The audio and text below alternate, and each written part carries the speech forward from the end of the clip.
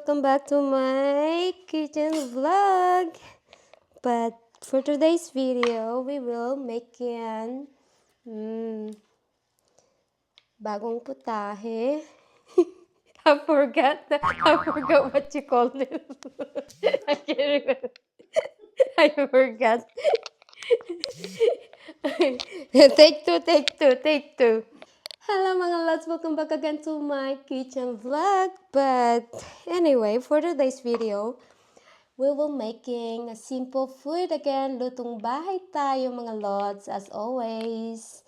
And this is a bean sprouts. That's from Asian store, and I think this is the $4. All of it is not bad, and it's still fresh. So first thing we have to do, we have to cut it our main ingredients. And of course, meron tayong luya. And then we'll have a green onions.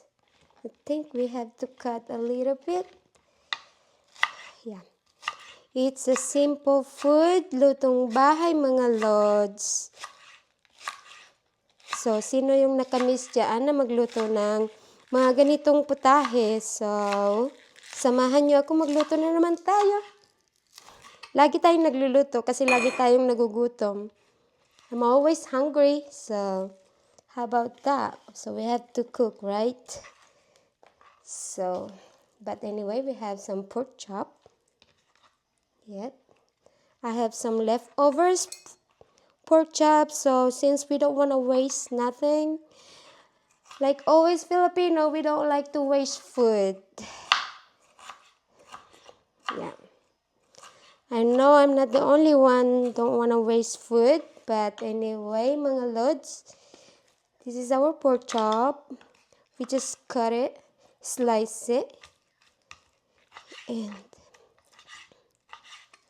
it's a simple recipe for today's videos, mga lods. Because tomorrow I have to work, so I need to hurry up to cooking again. As always, I like to cook late. I want to sleep early because I have to work, and you know that, life, America, always working, eating, sleeping. Mga Pilipinas dyan, Philippines. How's everybody? I hope everybody's safe, and thank you again for watching my videos. So anyway, there you go. We already sliced our pork chop. And I think we have too much, so the left is for my baby Cooper. And of course, right, baby? Say hi to them. And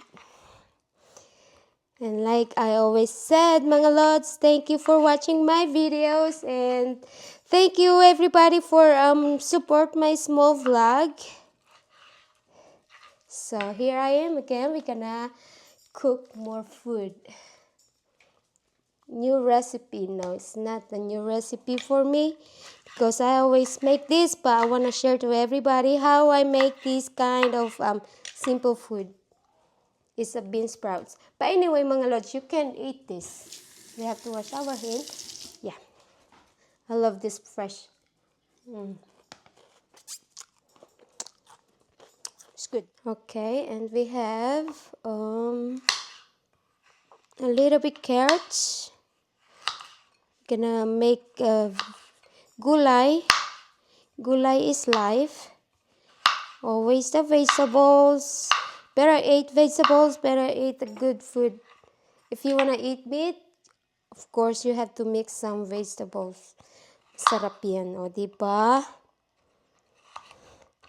So slice lang natin ng konti. Slice a little bitty thing. So how you guys cook this bean sprouts? This is good for a fresh what you call that, spring roll or egg rolls. I think it's spring roll. Yeah, I think spring rolls with this a little bit. Yummy. I can't wait to eat now. So there you go. We have to slice more. One more thing. I think I need a new knife. My knife is getting dull now. bowl. Kailangan hasa-hasa. Hasa-hasa para lang sa brain.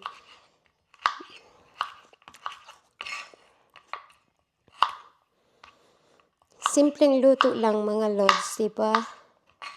Ganyan tayo, magluto, kain, luto, kain, and share what I'm eating, right? There you go, and we're done.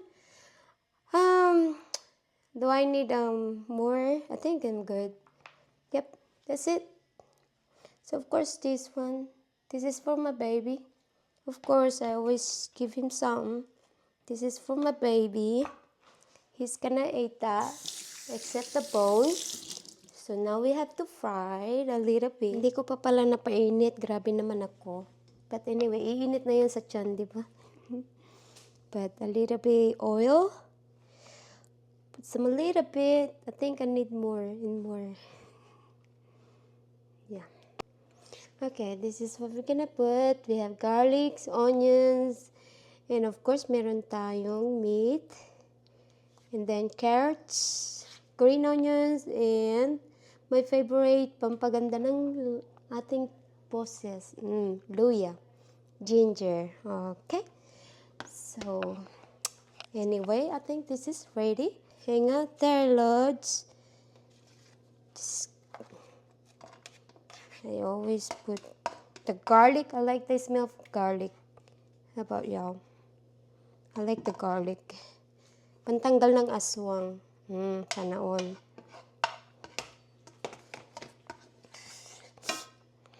So, okay. Now, we have to put this.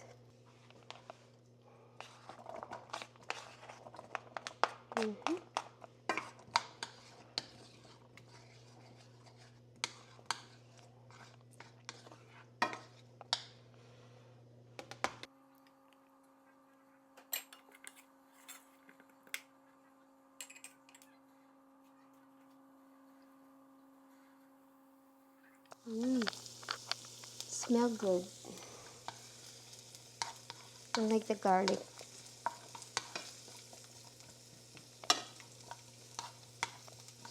Garlic, onions, and now we're gonna put the meat.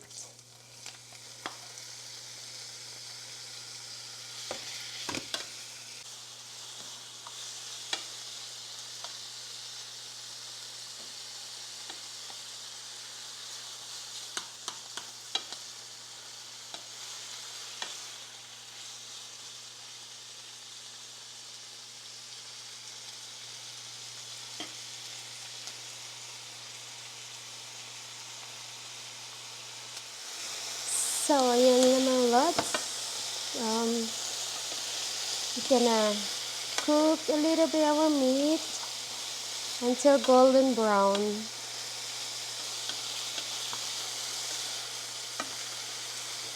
And we get ready to put, of course.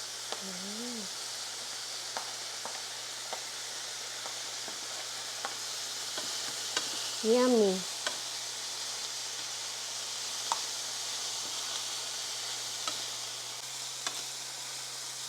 It's so simple.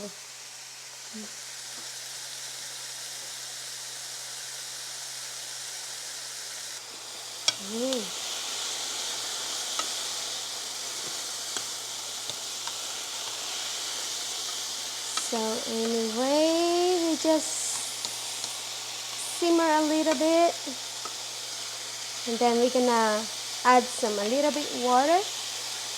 We have some soup. Just a little bit soup. Ulam na mga lods. And again mga lods, thank you for subscribe my channel and all my new followers there. Shout out to everybody and thank you again for supporting my channel.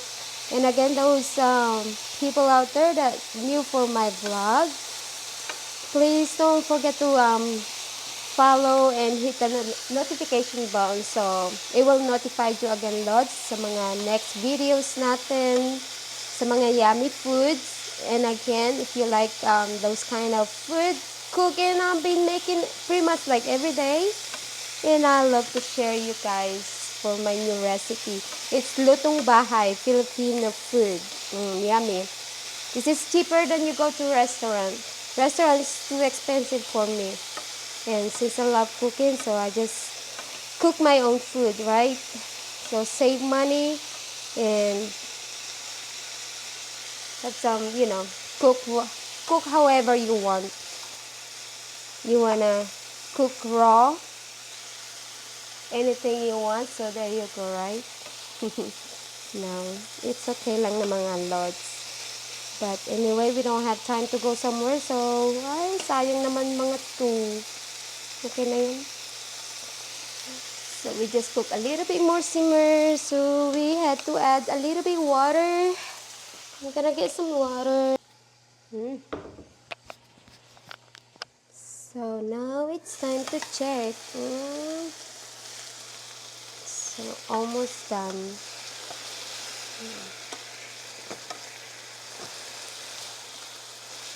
Just like that. It's so simple. Simpleng ingredients lang yung need natin, mga lods. Sino ba ang kumakain dyan ng toge? So, taas ng kamay. Almost done. Our soup. A little bit soup. And this is for my baby. There you go. Gonna boil that, and then I added a little bit rice because he likes rice too, like me. So there you go.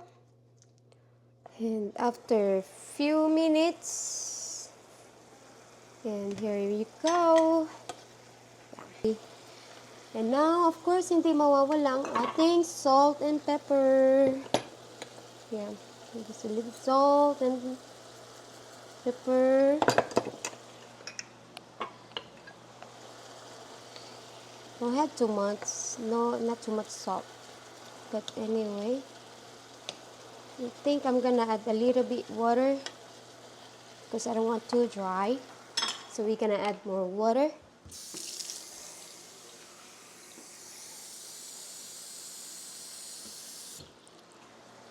We can add a little bit more water, so it's gonna be more juicy. I want some soup. Diba? I think I'm gonna put some magic syrup. Para lalong sumarap, you're gonna use magic syrup. So, magic syrup, hindi yan mawawala sa akin. Have the magic para sumasarap. O, diba? Konti lang. Just put a little bit. Then, of course, I had oyster sauce. Make it more yummy. Because this bean sprouts, it won't take long to cook. Just a little bit simmer and then ready to go. I'm gonna put the last one. Because this one we don't have to cook too much. Then now this is the main thing, bean sprouts.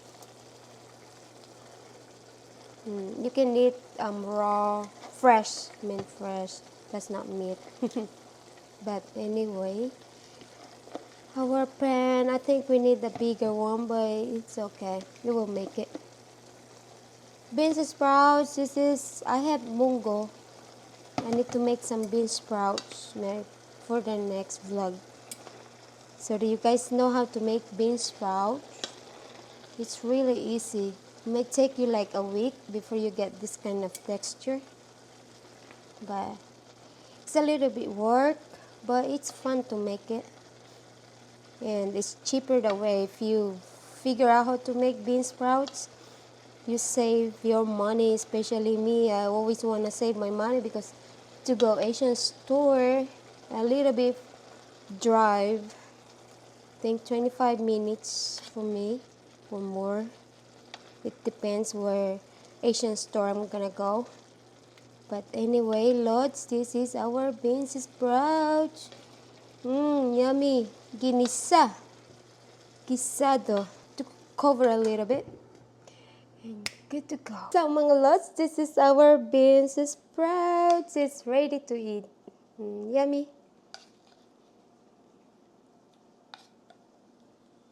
And again, thank you guys for watching my videos. I'll see you guys for my next vlog.